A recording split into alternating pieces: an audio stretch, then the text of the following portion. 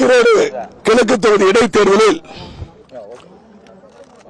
திராவிட முன்னேற்ற கழகத்தினுடைய வெற்றி உறுதி செய்யப்பட்டு விட்டது. இந்த வெற்றியை எங்களுடைய தலைவர், தமிழ்நாட்டுடைய முதலமைச்சர் அண்ணன் தளபதி அவர்களுக்கு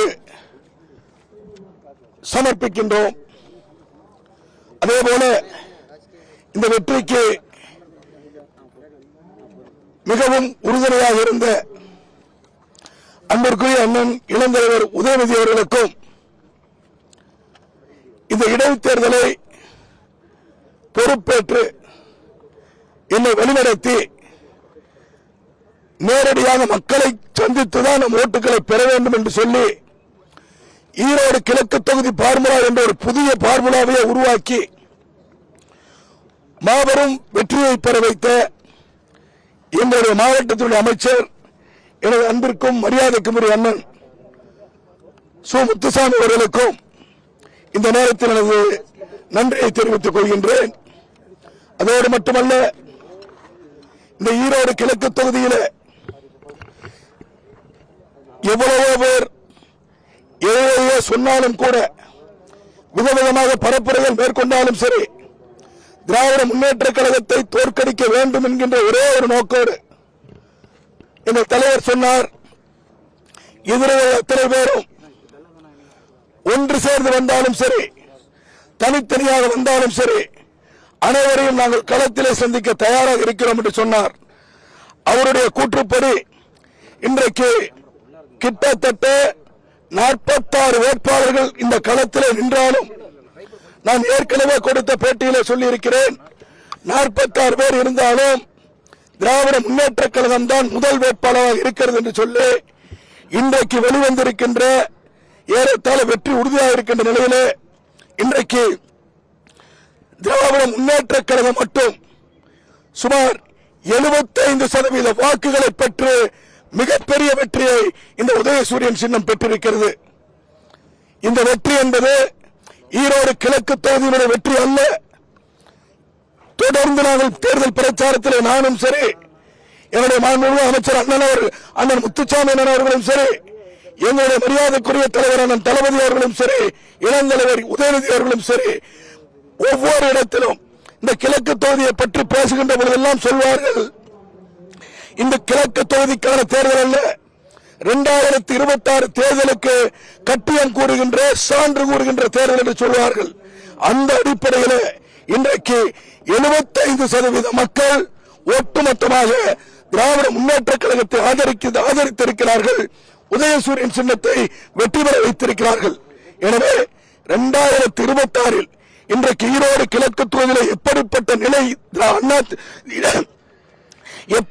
நிலை எதிர்க்கட்சிகளுக்கு ஏற்பட்டுள்ளதோ, திராவிட முன்னேற்ற கழகத்திற்கு எப்படிப்பட்ட வரவேற்பும் வெற்றியும் கிடைத்துள்ளதோ, அதே போன்ற ஒரு தேர்தல் தான் எதிர்வருகின்ற 2026 தமிழ்நாடு முழுவதும் வரப்போகின்றது. அப்படிப்பட்ட வெற்றியை தான் திராவிட முன்னேற்ற கழகம் பெறப்போகிறது.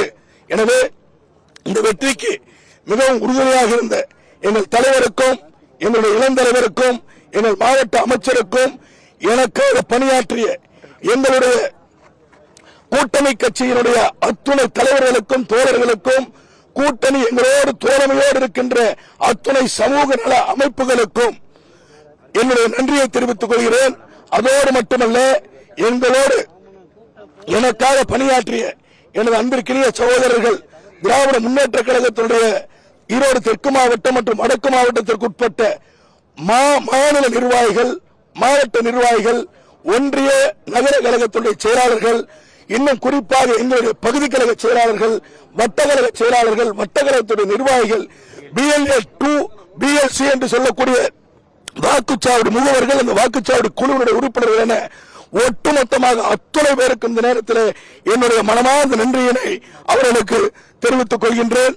இவற்றுக்கு எல்லாவற்றுக்கும் மேலாக திராவிட முன்னேற்ற கழகத்தின் மீது மிகப்பெரிய நம்பிக்கை வைத்து, திராவிட முன்னேற்ற கழகத்துடைய தலைவர் அண்ணன் தளபதி அவர்கள் மீதும், அண்ணன் உதயநிதி அவர்கள் மீதும் மிகப்பெரிய நம்பிக்கை வைத்து இன்று மட்டுமல்ல 2026 தமிழ்நாட்டில் முதல்வர் நீங்கள் தான், தமிழ்நாட்டுடைய துணை முதலமைச்சர் நீங்கள் தான் என்று சொல்லி இன்றைக்கு திமுகவிற்கு உதயசூரியன் சின்னத்திற்கு வாக்களித்திருக்கின்ற ஈரோடு கிழக்கு தொகுதியுடைய அத்தனை வாக்காளர் பெருமக்களுக்கும் எனக்கு வாக்களித்த அல்லது வாக்களிக்காமல் இருந்தாலும் பரவாயில்லை, அத்தனை பேருக்கும் என்னுடைய மனமார்ந்த நன்றியை அவர்களுடைய பொற்பாதங்களில் சமர்ப்பிக்கின்றேன்.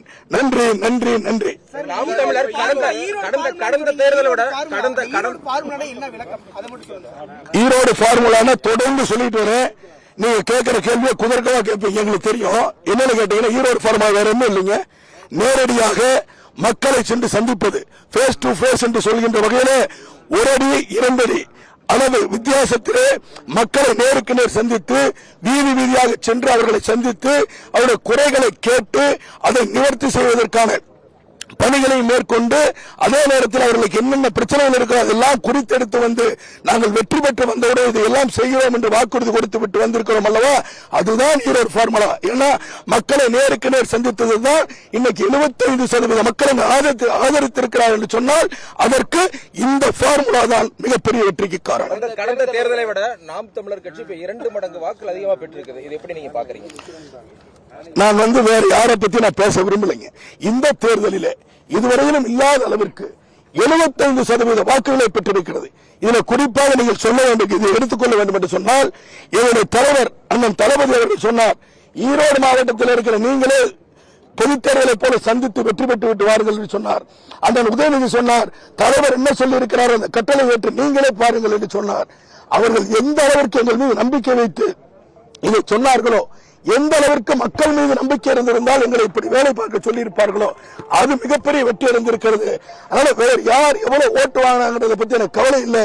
திராவிட முன்னேற்ற கழகம் 4/3 பங்கு வாக்குகளை பெற்றிருக்கிறது. இந்த வெற்றி திராவிட முன்னேற்ற கழகத்திற்கும் உதயசூரியனுக்கும் சொந்தமானது. அதனால வெற்றியை பற்றி மட்டுமே பேசலாம், மற்றவர்கள் பேசுவதற்கு எனக்கு